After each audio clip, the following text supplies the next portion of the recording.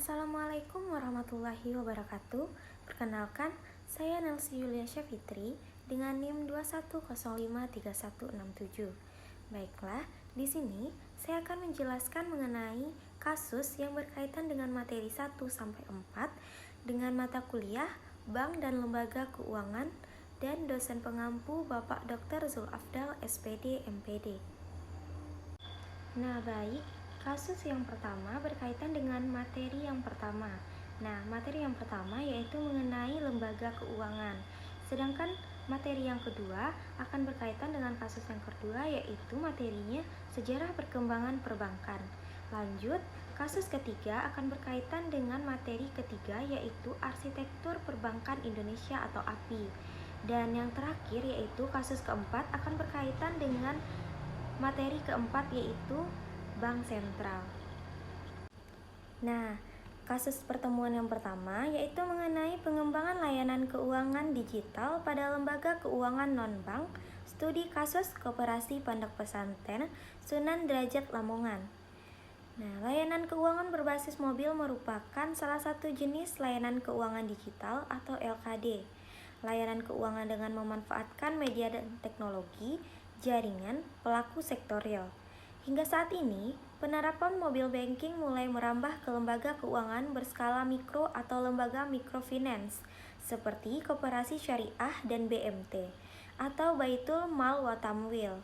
BMT Sunan Derajat adalah salah satu lembaga BMT yang telah menerapkan layanan keuangan digital. Layanan keuangan digital yang diberikan adalah mobil BMT Sunan Derajat. Namun, berdasarkan Mitra Aulia Indonesia tahun 2020, dari penerapannya minat pengguna layanan mobil BMT masih tergolong sedikit dibanding layanan mobil banking yang lebih dulu dikembangkan oleh lembaga perbankan.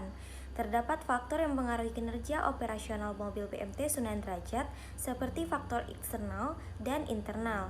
Pada tahap pengambilan keputusan matriks QSPM menunjukkan 3 alternatif strategi dengan nilai tinggi yang cocok untuk diterapkan. Di antaranya yang pertama yaitu memperkuat brand image di masyarakat dengan menjaga kepercayaan anggota atau nasabah, meningkatkan kualitas pelayanan prima dengan mengembangkan inovasi teknologi mobil BMT, dan meningkatkan daya saing produk dengan mempertahankan ciri produk. Nah, keterkaitan antara kasus yang pertama dengan materi yang pertama yaitu lembaga keuangan non-bank, karena pada materi pertama itu terdapat submateri yang membahas mengenai lembaga keuangan non-bank. Nah, kita lanjut pada kasus yang kedua, di mana studi kasus ini mengenai PT Bank Oke Indonesia Tbk atau Oke Bank.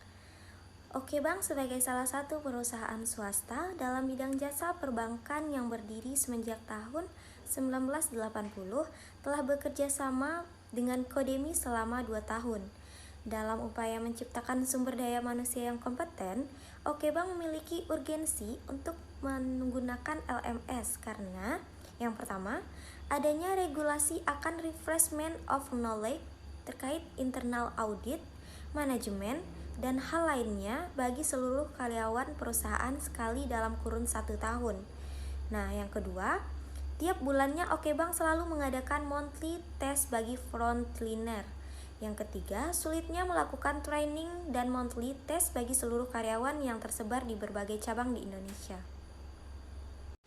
Nah, untuk keterkaitan kasus yang kedua dengan materi pertemuan yang kedua yaitu mengenai kondisi perbankan. Kasus yang ketiga yaitu kinerja laporan keuangan dan kesiapan dalam menghadapi API atau Arsitektur Perbankan Indonesia, studi kasus PT Bank Arta Niaga Kencana Tbk. Program Arsitektur Perbankan Indonesia atau API yang diterapkan Bank Indonesia untuk sektor perbankan di Indonesia tahun 2004 membuat seluruh bank-bank yang ada di Indonesia berusaha keras untuk mencapai pokok-pokok yang menjadi ketetapan bagi perbankan, tak terkecuali Bank Arta Niaga Kencana Tbk. Dari segi kinerja likuiditas, Bank ANK atau Arta Niaga Kencana mengalami kenaikan. Berkebalikan dari likuiditas massa, rasio probabilitasnya mengalami penurunan. Sedangkan untuk rasio solvabilitas juga mengalami peningkatan yang tidak terlalu besar pada periode 2002 sampai 2006 berdasarkan laporan keuangan Bank Arta Niaga Kencana setelah diterapkannya program API atau Arsitektur Perbankan Indonesia. Keterkaitan antara kasus yang ketiga dengan materi pertemuan 3 yaitu mengenai arsitektur perbankan Indonesia, di mana pada pertemuan ketiga topik materi yang dipelajari yaitu juga mengenai API atau arsitektur perbankan Indonesia.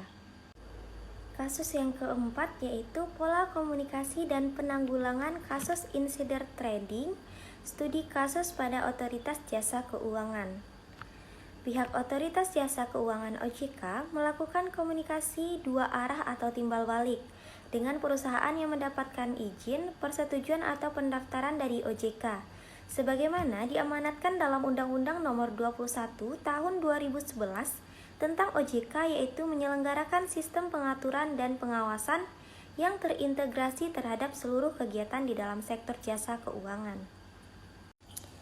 Terkait pembatasan informasi yang dilakukan OJK dalam kaitannya mengantisipasi terjadinya insider trading agak sulit dilakukan, mengingat OJK sendiri menganut prinsip keterbukaan informasi.